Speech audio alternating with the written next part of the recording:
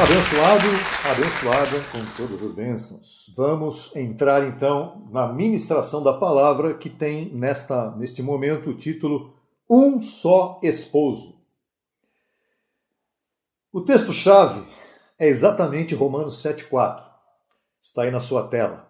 Assim também vós, meus irmãos, morrestes à lei mediante o corpo de Cristo, para que sejais de outro do que ressuscitou dos mortos, a fim de darmos fruto para Deus.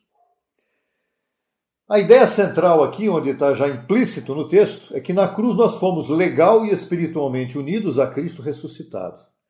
Paulo ensina que não estamos somente comprometidos com Cristo, senão já casados com o Cristo glorificado. Este novo esposo não é Jesus de Nazaré, que viveu debaixo da lei e viveu como judeu, mas o Senhor que ressuscitou, ele mesmo depois da cruz. E agora, este que vive depois da cruz, na verdade, ele vive em nós pelo seu Espírito. O Espírito de Deus vive em nós. Somos o templo dele. A igreja é uma única esposa. E ele é o único Senhor que nós temos. O ponto doutrinal chave aqui diz o seguinte: a cruz não resolveu apenas e tão somente a questão do pecado, mas também a questão do perdão. Rompeu nossa antiga união com a lei e estabeleceu uma união real com Cristo ressuscitado. Já não pertencemos ao antigo esposo, mas ao novo. E vivemos desta união perfeita com um só Senhor. Estamos então comprometidos somente ou já casados? Como nós dissemos, estamos sim casados, mas vamos explicar para você por quê. Na cultura judaica do primeiro século, o matrimônio tinha duas etapas muito claras.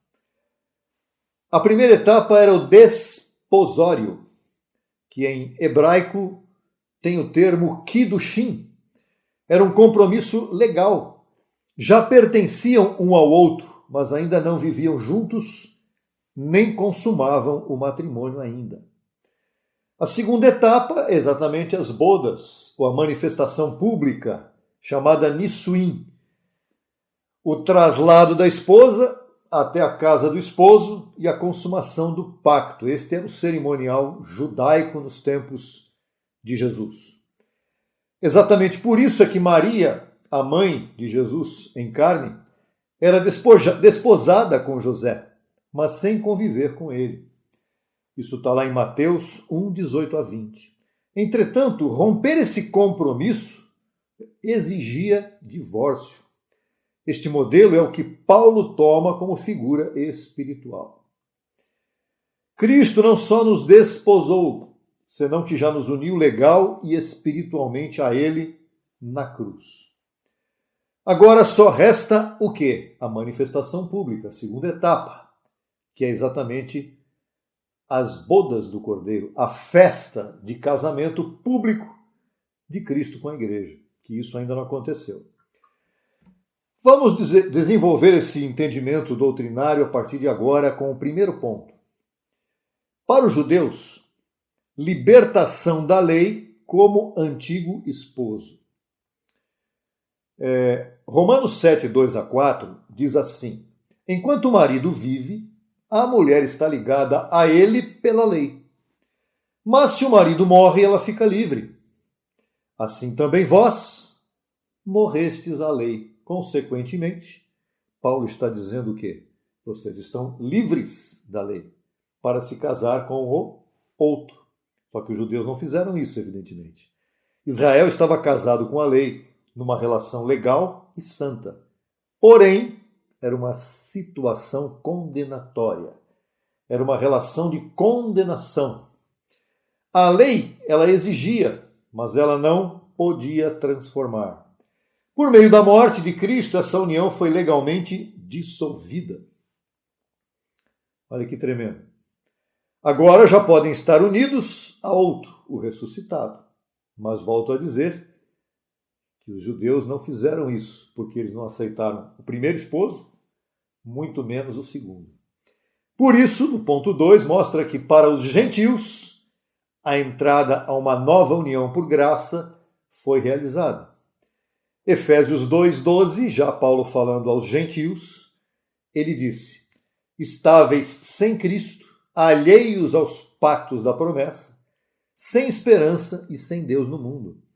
Assim estavam os gentios. Os gentios nunca estiveram casados com a lei, porque a lei era para os judeus. Não eram do antigo pacto nem do primeiro esposo. Mas agora, Romanos 11:17, mas agora, por meio do evangelho, foram enxertados na promessa e unidos a Cristo. Olha que interessante, que benefício, que honra para nós gentios que fomos enxertados, e graças ao Senhor por isso, porque hoje podemos viver reinando em vida. Ponto 3. Jesus debaixo da lei. O cumprimento do primeiro esposo. O que Jesus veio fazer? Gálatas 4:4. Quando veio o cumprimento do tempo, Deus enviou a seu filho, nascido sob a lei. Jesus veio como nascido sob a lei? Bom, ele veio como judeu, ele veio debaixo da lei para cumprir perfeitamente o pacto antigo. Nele, a lei foi satisfeita. Sendo satisfeita, ela não precisou ser prolongada. Sua morte pôs fim ao antigo matrimônio com a lei, abrindo a porta a uma nova união espiritual através de sua ressurreição. Que lindo se os judeus tivessem recebido isso, né? Ponto 4. Na cruz, então, se realizou o matrimônio espiritual. Romanos 7:4 diz: morrestes relativamente à lei pelo corpo de Jesus de Nazaré, para que sejais de outro, que na verdade é o mesmo, só que não com corpo de carne, e sim eterno. A cruz não foi só perdão, ela foi ato legal de união. Paulo não diz que fomos prometidos ao outro, senão que já somos do outro. Não estamos esperando para nos casar. Já estamos casados espiritualmente com o Cristo ressuscitado ou glorificado. Ponto 5, muito interessante. E agora? Agora o esposo vive em nós. Por isso temos um só esposo hoje. Gálatas 2:20, muito claro, o apóstolo Paulo diz: já não vivo eu, mas Cristo vive em mim. Olha, Cristo é o esposo e eu sou dele, como sua esposa. 1 Coríntios 6:17 confirma isso. O que se une ao Senhor é um espírito com ele. A união não é simbólica e nem futura, ela é viável, é real e atual, pelo Espírito. Cristo glorificado vive nos seus filhos. Cristo glorificado vive na sua igreja como esposo que santifica, protege e frutifica, produz fruto, produz crescimento. Não seguimos regras nem exemplos externos. Vivemos em união com uma pessoa viva. Cristo é vivo. Não é um Cristo morto lá na cruz com símbolos, etc. Não. Nós vivemos com o ressuscitado. O ponto 6 mostra isso. Somos um só. Temos um só esposo, um só Senhor. Efésios 4:5, muito claro. Um só Senhor, uma fé, um batismo. E 2 Coríntios 11:2 diz assim: vos desposei com um só esposo, para apresentar-vos como uma virgem pura a Cristo, sem mancha. A igreja é pura, ela não tem mancha, ela não tem pecado, ela não precisa de sacrifícios. A igreja está perfeita e completa em Cristo. E também não tem dois maridos, nós não temos dois maridos. A lei e mais Cristo, não, é um marido só, Cristo. Não estamos divididos entre o Jesus histórico de Nazaré e Cristo ressuscitado, não há divisão, há apenas um pertencimento. Nós pertencemos ao que ressuscitou. Há somente um esposo espiritual e verdadeiro, o Cristo glorificado que vive em nós. Ah, Cristo vive em nós? Claro, somos o templo do Espírito Santo, que é o próprio Cristo, que é o próprio Senhor que vive em nós. Voltar à graça pura, então, é reconhecer esta exclusividade e suficiência do Cristo ressuscitado. De que mais eu preciso? De quem mais eu preciso se Cristo vive em mim? De mais nada. No ponto 7, a única coisa que vai ser necessário e que vai se manifestar é a boda. A boda gloriosa ainda aguarda sua manifestação. Uma boda é uma festa, né? É uma união pública onde todos vão participar dela. Apocalipse, que interessante, capítulo 19, verso 7, diz assim: Gozemo-nos e alegremo-nos, porque chegaram as bodas do Cordeiro e sua esposa está preparada. Não é noiva, é esposa. Já estamos casados espiritualmente, mas aguardamos a manifestação pública, em glória. Como nas bodas judaicas, o esposo foi preparar lugar. O texto lá de João 14, 2 e 3, capítulo 14, versos 2 e 3, fala: Se eu for e vos preparar lugar, vos levarei para mim mesmo, para que onde eu estiver, vocês estejam também. Foi isso que ele disse nesse texto. E ele voltará por sua esposa, exatamente para fazer a festa pública deste matrimônio. Nós não estamos esperando ser aceitos pelo Senhor. O sistema religioso, muitas vezes ele olha para o Senhor como: o Senhor me recebe. Ah, será que ele vai voltar para mim? Será que eu serei salvo? O sistema religioso não entende. Você, abençoado, você já está aceito pelo Senhor. Se ele te escolheu, você já é dele, você já está casado com ele, como igreja. Então o que nós esperamos? Celebrar o que já foi selado. O Espírito Santo em nós é a maior garantia, a maior evidência de que nós o temos em nós. Dessa união gloriosa, se você quiser, é Efésios capítulo 1, versos 13 e 14, basta você ler lá. É até bom que você pegue a sua Bíblia e acompanhe esses textos que não estão na tela, para você ter uma liçãozinha de casa também, é bem especial. Capítulo 8, ou ponto 8 deste estudo, um só esposo. O esposo se foi, mas a esposa o aguarda. O esposo se foi, né? Ele disse: irei, mas voltarei para vós. Mateus 25, versos 1 a 5. Diz assim: o reino dos céus será semelhante a 10 virgens que tomaram suas lâmpadas e saíram para receber o esposo. E demorando o esposo, todas cochilaram e dormiram. Esta parábola não é a descrição de um compromisso, senão a espera ativa pelo esposo já comprometido com o casamento. Jesus ele tem que voltar porque ele já está casado com a sua esposa. O que falta é apenas a celebração, a festa. As virgens representam aos que esperam com fé e com azeite. O azeite representa a presença do Espírito em você, seu regresso glorioso. Então, as virgens são aquelas que estão esperando, não é? Com fé e paciência. O esposo já se foi, mas o pacto permanece. Ele vai voltar. E agora a prova que você tem é esperar e ser fiel. É a perseverança e a fidelidade. Estamos esperando há quanto tempo? Mais de 2000 anos.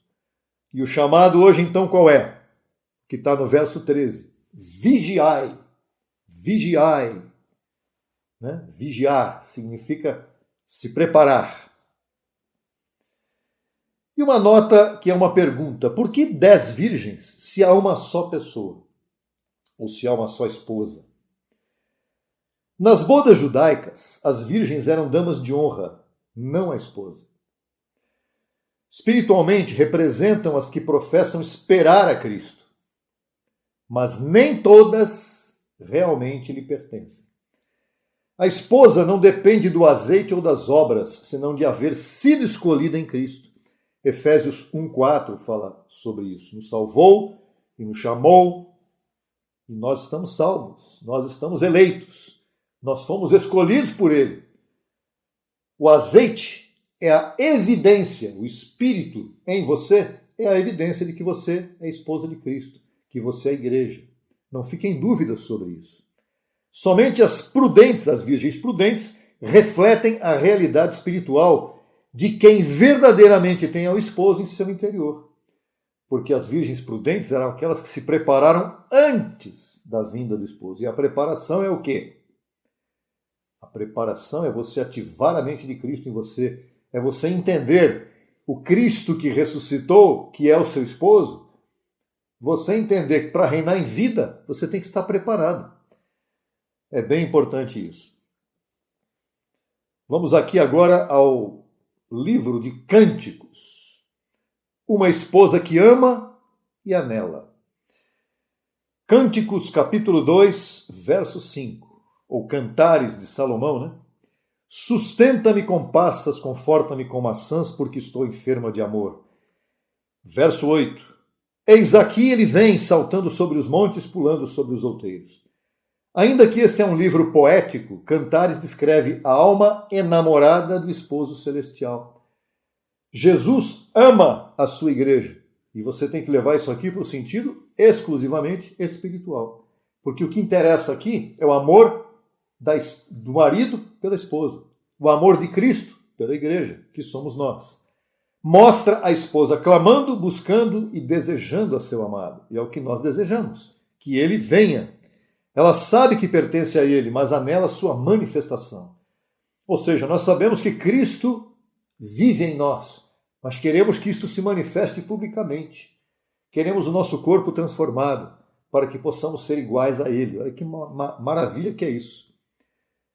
Em meio à escuridão e à confusão do mundo, o amor ao esposo glorificado é o que mantém a esposa viva. Que maravilha que é isso! Que glória, que coisa espiritual extraordinária. Ponto 9. Através de duas perguntas, nós vamos entrar neste ponto. Cristo já chegou ao crente?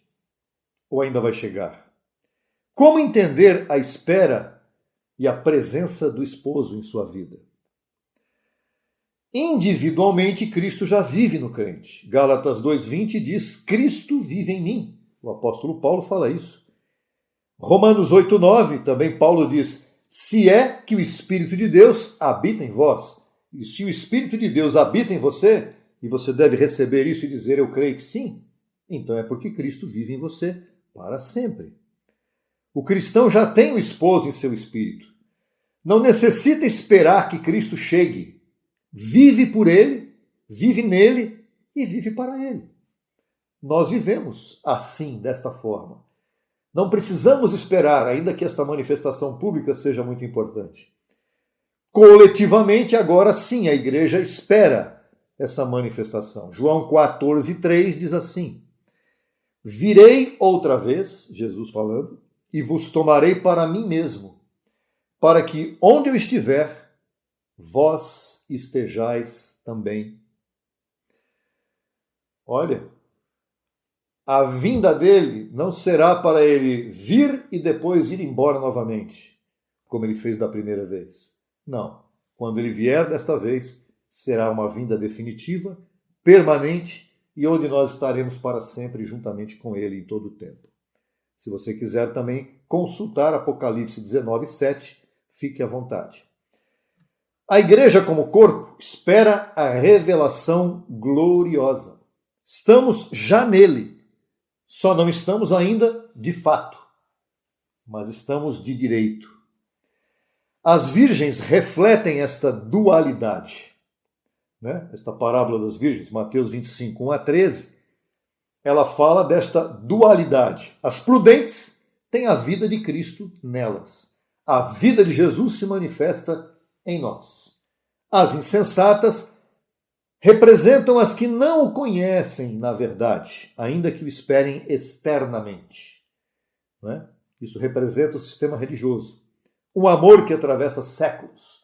O sistema está sempre aguardando. Vem, Senhor, preciso de ti, necessito de ti. E não entenderam ainda que Cristo já está neles, porque não está ativada a fé. no Cristo ressuscitado. O pacto está selado, mas a consumação pública ainda não ocorreu. A esposa espera, com o azeite do Espírito, que é a palavra, a santidade e o anelo constante. Seu amor não esfriou com os séculos passados. Meu amor, o teu amor, nunca esfriou. O amor dos antepassados que viveram em Cristo também, ainda que não estavam no novo pacto, o amor deles não esfriou. Porque não é um sentimentalismo. O amor de Deus em nós não é um sentimentalismo. É vida de união no Espírito. O Espírito e a esposa dizem, vem. Olha que tremendo que é isso, Apocalipse 22, 17. Concluindo, não estamos em um simples compromisso com Deus, nem esperando um casamento. Já somos a esposa de Cristo, unidos ao ressuscitado pelo Espírito, livres da lei e chamados a viver em fidelidade. Há um só esposo e um só Senhor. A graça nos une plenamente a Ele, não por obras, senão pelo pacto eterno selado na cruz. E eu vou te fazer 4 perguntas para você anotar e refletir. Primeira pergunta. Estou consciente de que já estou casado espiritualmente com Cristo ressuscitado? Boa pergunta, né? Você já está consciente de que você já está espiritualmente casado com Cristo? E que você não depende de nada que aconteça nesse mundo porque você já é dele? Ou, segunda pergunta, sigo agindo como se estivesse unido à lei ou a um sistema religioso? Como é que você está atuando? Como é que você está agindo na sua maneira de ser, na sua maneira de crer, no seu dia a dia? Você depende de um sistema religioso ainda? Ou você pensa que ainda está unido à lei e precisa cumprir obras religiosas? Ponto 3. Vivo como esposa do Cordeiro ou como se fosse alguém alheio a este pacto? Pacto da graça. Será que eu vivo já entendendo que eu sou esposa do Cordeiro como igreja? Ou eu estou longe desse entendimento, ainda buscando a vinda de Cristo na minha vida? E o ponto 4, pergunta número 4, né? Como esta verdade que acabo de receber interfere em minha maneira de orar, em minha maneira de servir e em minha forma de aguardar seu regresso? Você acabou de receber uma verdade preciosa da palavra do Evangelho da Graça. Como é que você recebe esta palavra? Esta palavra vai alterar a sua forma de orar, de falar com Deus? Será que esta palavra vai alterar e mudar a maneira de você servir a Deus, não mais com obras, mas através de servir com a mente? E como você está aguardando o regresso de Cristo? Com medo, com temor, com insegurança? Ou você está aguardando com convicção, sabendo que Ele voltará porque você já é dele? Por isso, vamos orar. Amado Cristo, único esposo glorificado, graças por redimir-nos e fazer-nos teus. Graças por romper toda a união que nós tínhamos com a lei, com o pecado e com o mundo. Hoje, reconhecemos que somos teus, que somos tua esposa amada e que vivemos para ti. Abba, Pai, graças ao Senhor. Até a próxima oportunidade, abençoado e abençoada com todas as bênçãos, quando vamos trazer para você mais uma porção ministrada da palavra do Evangelho da Graça para o seu crescimento, para a sua edificação espiritual. Tchau. Solicite material inteiramente grátis pelo WhatsApp 11 95002 5531. Acesse nossa página no Facebook www.facebook.com/Crescendo em Graca Brasil e no Instagram acesse e siga-nos em www.instagram.com/CEG Brasil _oficial. Acesse também nossa rádio web 24 horas www.radiograca.net. Também pelo nosso aplicativo Rádio Graça, disponível no Play Store. No YouTube estamos em 2 canais. Na barra de pesquisa você digita Crescendo em Graça Brasil Oficial. Neste canal você desfrutará de louvores, conferências apostólicas, confissões em graça, especiais musicais e muito mais. Nosso segundo canal, Crescendo em Graça Brasil Estudos, www.youtube.com/Crescendo em Graca Brasil.